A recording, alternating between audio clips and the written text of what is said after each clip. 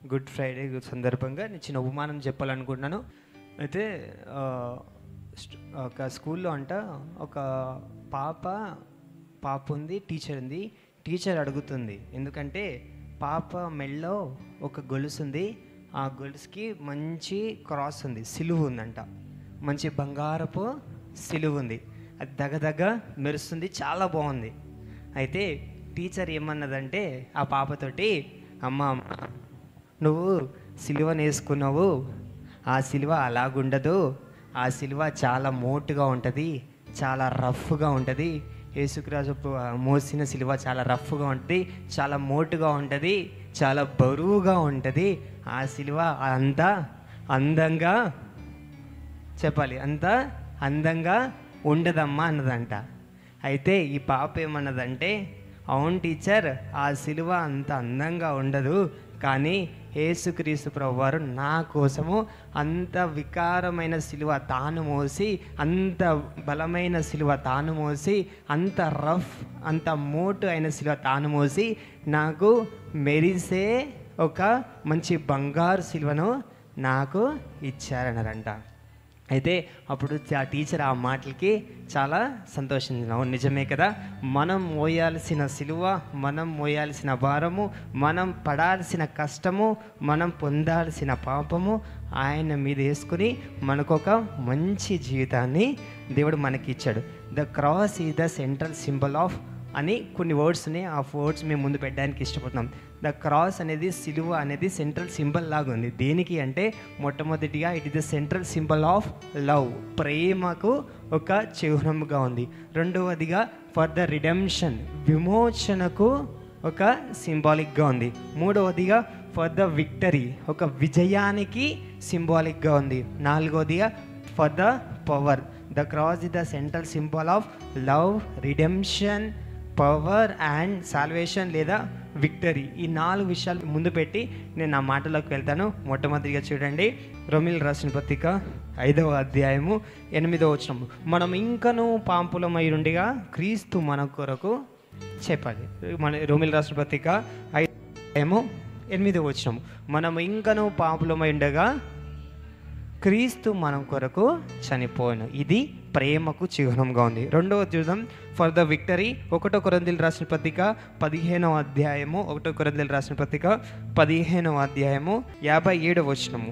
1 కొరింథీయులు, అయినను ప్రభువైన యేసుక్రీస్తు మూలముగా దేవునికి స్తోత్రము, మనకు విజయం అనుగ్రహించబడిన దేవునికి స్తోత్రం. మనకు రెండవదిగా ఏమొచ్చింది, మనకు విజయం వచ్చింది. ఫర్ ద రిడెంప్షన్, హెబ్రీయులకు రాసిన పత్రిక 12వ అధ్యాయము 2వ వచనం చూద్దాం. హెబ్రీయులకు రాసిన పత్రిక 12వ అధ్యాయము 2వ వచనం. ఇంటికి వెళ్ళి చదువుకోండి. For the redemption or for the salvation కన్నా, లేదా విమోచన కన్నా, లేదా మనకు రక్షణ కన్నా ఈ క్రాస్ అనేది ఒక సింబాలిక్గా ఉంటుంది. నాలుగవదిగా ఫర్ ద పవర్, విజయానికి లేదా పవర్, మనకు శక్తిని ఇవ్వడానికి. 1 కొరింథీయులకు రాసిన పత్రిక 1వ అధ్యాయము 18వ వచనం. సిలువను గూర్చిన వాత నశించిన వారి వెరితనము కానీ రక్షింపబడుచున్న మనకు దేవుని శక్తి అయి ఉన్నది. The cross is the central symbol of power ఉంది. ఒకరు ఒక మాట అన్నారు, ఏమన్నంటే, in the cross the price has been paid, సిలువలో మనకు వెల చెల్లింపబడినది అంటున్నారు. మంచిది, నా మాటకు నేను వస్తాను. ఆరో యేసుక్రీస్తు ప్రభువు వారు పలికిన 6వ మాట ఏంటిదంటే, ఇట్ ఈస్ ఫినిష్డ్, ఇది సమాప్తము అయినది. యోహాను రాసిన పత్రిక 19వ అధ్యాయము 30వ వచనంలో చూసినట్లయితే ఆ మాట కనిపిస్తుంది. ఎందుకని ఇట్ ఈస్ ఫినిష్డ్, ఇది చెప్పాలి, ఇది సమాప్తమైనది అని. ఇది చిన్నవాడే కానీ దాంట్లో చాలా మీనింగ్స్ ఉన్నాయి, చాలా షేడ్స్ ఉన్నాయి. నేను 2 విషయాలు మేము ముందు పెట్టడానికి. సమాప్తమైనది అని ఎక్కడి నుంచి తీయబడింది అంటే, ఫ్రమ్ ద గ్రీక్ వర్డ్. ఎక్కడి నుంచి? గ్రీక్ వర్డ్ నుంచి మనం చూస్తున్నాం. దాన్ని ఏంటంటే టిటెలసాయ్ అంటారంట. ఏమంటారు? టిటెలసాయ్. ఫ్రమ్ ద గ్రీక్ వర్డ్ టిటెలసాయ్ అంటే పేడ్ ఇన్ ఫుల్, సమాప్తమైనది అని అంటే it is finish. Or Greek వర్డ్లో ఏంటంటే టిటెలసాయ్ అని అంటున్నాం. ఇది ఎందుకు అని అంటామంటే, ఏదైనా మనము పని పూర్తి చేసినప్పుడు ఆ మాటను మనం అంటాం. ఇన్ జనరల్గా స్టూడెంట్స్ రికార్డ్స్ కంప్లీట్ చేశారు అనుకోండి, అమ్మయ్య అయిపోయింది అని అంటాం. లేదా ఎగ్జామ్స్ అయిపోయాయి అనుకోండి, అమ్మయ్య అయిపోయింది అని అనుకుంటాం. జాబ్ చేసే వాళ్ళకి వర్క్ ఇచ్చిన అసైన్మెంట్ లేదా వర్క్ ఫినిష్ అయిపోయింది అనుకుంటే అమ్మయ్య అయిపోయింది అని అంటాం. కానీ యేసుక్రీస్తు ప్రభువారు ఆ పాత్రని తీసుకున్నప్పుడు యేసుక్రీస్తు ప్రభువారి మీద ఆ పాత్రని లేదా ఆ జాబ్ ఉంది. ఎందుకంటే ఆయన ఏం చేయాలి, ఈ లోకానికి ఎందుకు వచ్చాడంటే తన ప్రాణము పెట్టడానికి, నిన్ను నన్ను మనందరినీ విడిపించడానికి, ఆ పాప దోషము నుంచి ఆ పాపం నుంచి దేవుడు మనల్ని రక్షించడానికి యేసుక్రీస్తు ప్రభువారు ఈ లోకానికి వచ్చాడు. యేసుక్రీస్తు ప్రభువారు అంటే ఆ మాట అమ్మయ్య ఇది అయిపోయింది అని అనుకోలేదు, కానీ ఇట్ ఈస్ ఫినిష్డ్ అని ఎందుకు అనంటే it is a declaration of victory. అంటే విజయాన్ని ఇచ్చాడు కాబట్టి ఆ మాట అనగలిగాడు. దేని నుంచి విజయం ఇచ్చాడనంటే ధర్మశాస్త్రం నుంచి మనకు మొట్టమొదటిగా విజయం అనేది వచ్చింది. ధర్మశాస్త్రం ఏం చెప్తుందంటే పంటికి పన్ను కంటికి కన్ను. నువ్వు పాపం చేసావా, పాపానికి నువ్వు ఇంకా ఏది చేస్తే ఇంకా దానికి ఉంది. కానీ యేసుక్రీస్తు ప్రభువారు ధర్మశాస్త్రం నుంచి మనం విడిపించి ఒక బలి పశువుగా, ఆ బలిగా దేవుడు మన కొరకు ఆ సిలువలో చనిపోయాడు. కాబట్టి అది అంటున్నాడు. టెటెలసాయ్ అని ఇంకొక ఇజ్రాయెల్లో ఒక బిజినెస్ ఉంటుంది.